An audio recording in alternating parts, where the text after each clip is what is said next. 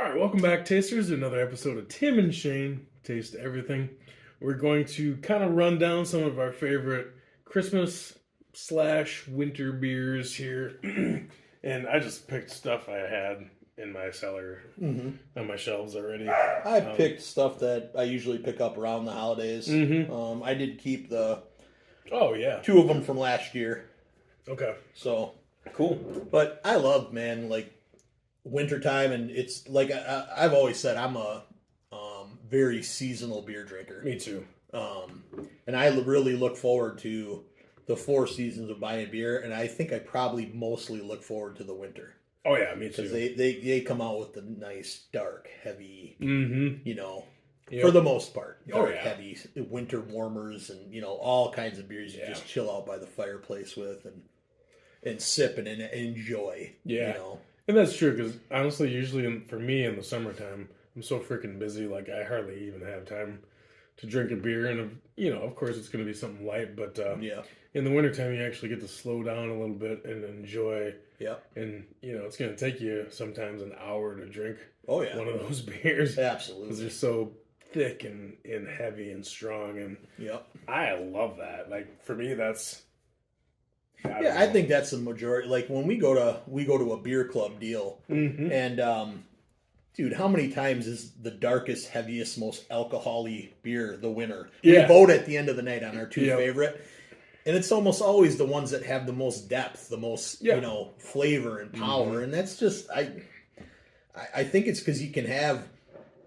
Throughout the year, you can have kind of any kind of beers, all the IPAs and lagers and all that stuff, and everything kind of blends together, I mean, obviously there's, you can find special stuff all year round, but in the winter, man, you get into those beers that aren't always there, and you're just in the mood when it's cold out to get warmed up. Absolutely. It's almost an alternative to whiskey sometimes. Yeah. And I don't know, like for me, sometimes whiskey is just, I don't want all that. Yeah. I don't need all that. All I want is a nice beer, but I'm going to start off, and this is just what I had, but Doppelbock. This is the Gyrator Doppelbock from New Glarus. I think this is their second time releasing it. They put it out a couple years ago. But honestly, any Doppelbock for me is winter all the way, Especially one of my favorite things to do. I have a wood stove at my house. I like to take like a roasting stick, and I'll stick it in the fire in Lagerhead.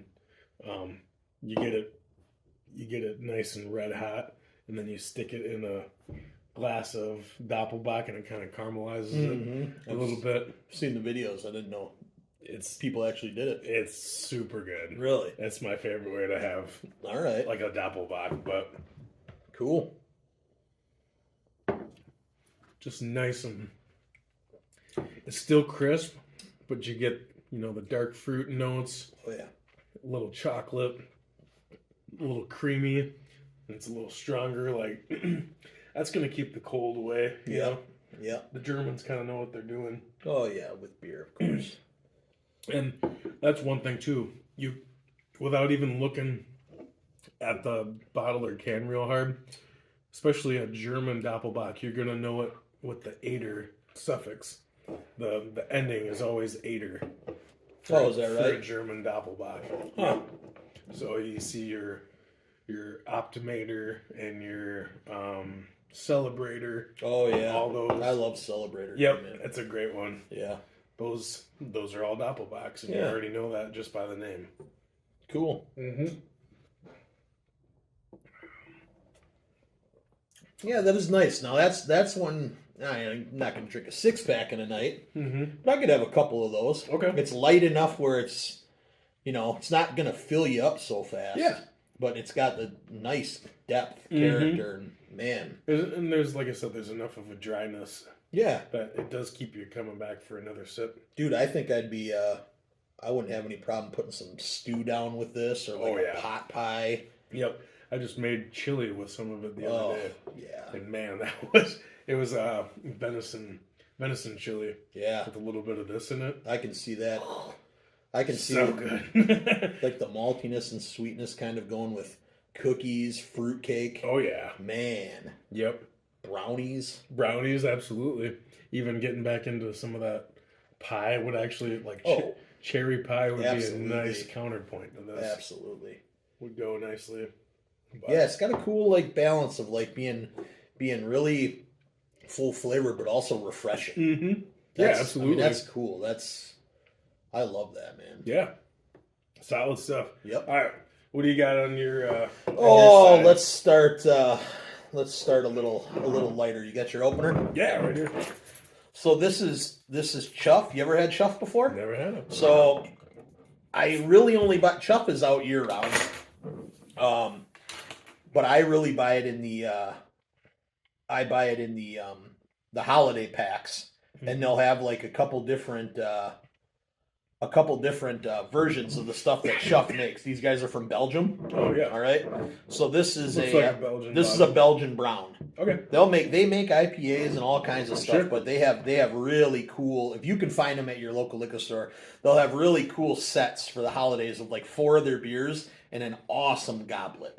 Oh, cool. Like a really cool one that my son broke. Man, I was very upset. Yeah, so. That's what a Belgian beers should be drank out of a chalice. Yes, it's a very nice glass. But I look forward to I only buy 1 pack every year, and I'll hold on to them. I think what I'm going to start doing is buying 2 and aging one. There you go. I'll drink the IPA out of it, but I'll let like the browns and I'll let that stuff age. Anything 8% or more is definitely suitable for aging.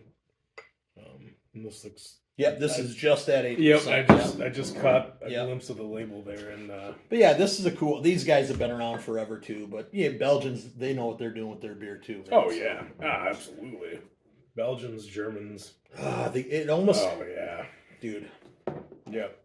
What style is this? Oh, it's just a Belgian brown. Yes. Yep. Okay. Yep. Belgian brown ale. Yep, that smells Belgian-y. Oh yeah. Straight off. That kind of pepper and.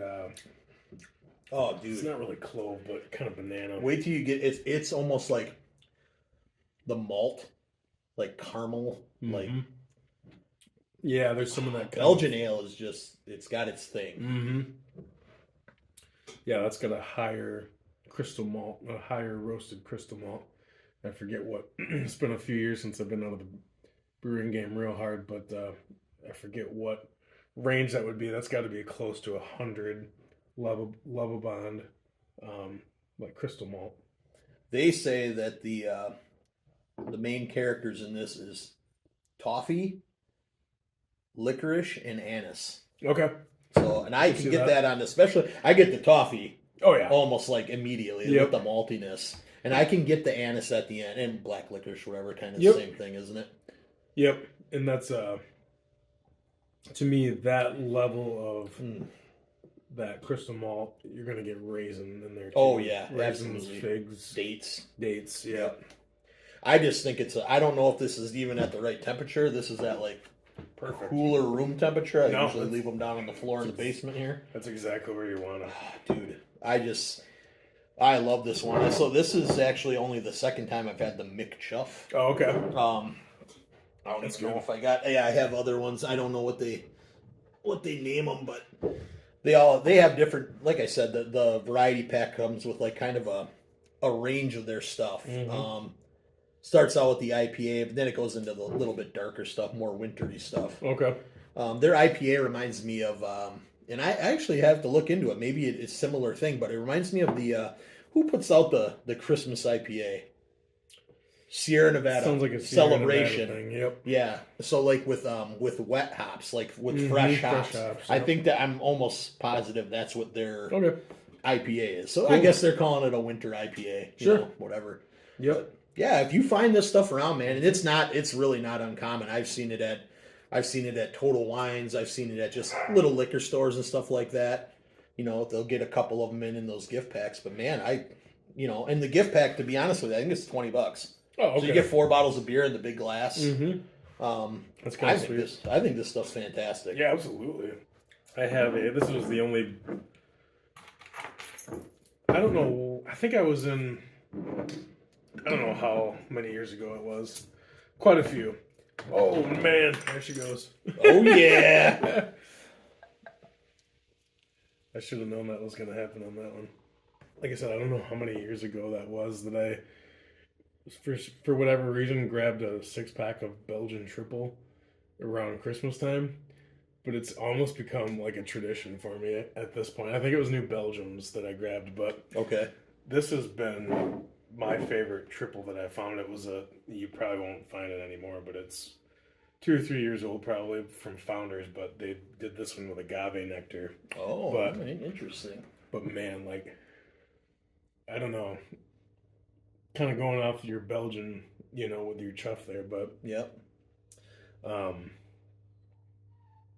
It's just lighter and more citrus, and it smells awesome. Mm-hmm. It kind of looks like you're drinking a light beer, but it's actually like 10%. Oh yeah, yeah. This one is. Oh, I love the. Dude, it's like all Belgian undertones, but then you get like that agave nectar sweetness, honey. Yeah, that's awesome. Almost a little bit citrusy, kind of like a pineapple. It's a little wild orange, maybe. Yeah, I like that. I like that a lot. Holy cow! That's one of my. I don't know. It was hard for me to even grab one of these bottles to open it because I have to hold on to it. Yeah, I have. Oh man, I still probably have 8 more at home, but look what you're bitching. Thanks for sharing. Still, but hell yeah, dude, man. it is awesome. Man. Yeah, it really, man, that's too bad. I wonder if you can find something that's even like it. If you don't think they're making it anymore. They're not. It was kind of a one-off deal, but at some point once I was worked through some of these, I'm gonna put a recipe together and make one. Yeah. Mm-hmm. That's what I've done with some other beers before that I've really liked that were kind of one-off beers. Tried to do a little research and develop a recipe to get pretty close. You're not gonna get exact, but sure, pretty close. But I think whatever, man. I mean, a lot of times with these Belgians, you can get like that similar flavor profile, and a lot of people don't like stray away from it too much. Mm-hmm. And I think with doing whatever they did, it's like you get that awesome profile of a triple. Yeah. But then you get that honey sweetness. Mm-hmm. Man, it is just it's so good. Dude, it's crazy. It's so good. Well, I know that you didn't want to give it up, so I'll drink it up, man. Oh, enjoy it. Yeah, that's super good. Dude. That's kind of the cool part. And I always think of it this way too: beers and stuff. Something you're never gonna get. Yeah, beers and stuff and whiskeys and stuff that I've collected all year or the last couple years.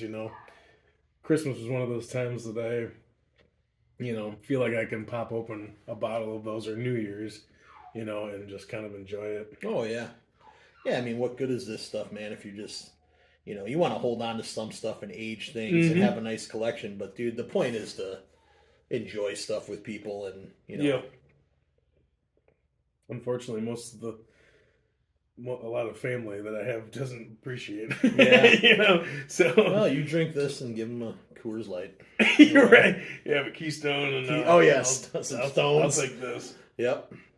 That's the thing, too, is you really do want to give it to people that appreciate it. Yeah. It's I've kind of given up on the thing of like trying to get people to like things. Yeah, they like what they like. Yeah, and that's fine. Yep, that's totally. fine. And I appreciate it even more if you're not gonna, waste it. Right. That's cool. More for me, honestly. Exactly. Yeah. So. Yeah. Awesome. Yeah. Really good, man. Like I said, they're probably one of my other super favorite beers from Founders is that Fruitwood. Oh yeah, that is gone forever. So good, yeah. Basically. Yep.